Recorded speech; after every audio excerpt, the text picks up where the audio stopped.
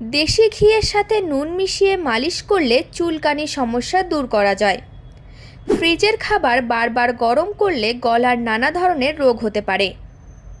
প্রতিদিন ডাবের জল পান করলে লিভারে ইনফেকশন হওয়া রোধ হয়।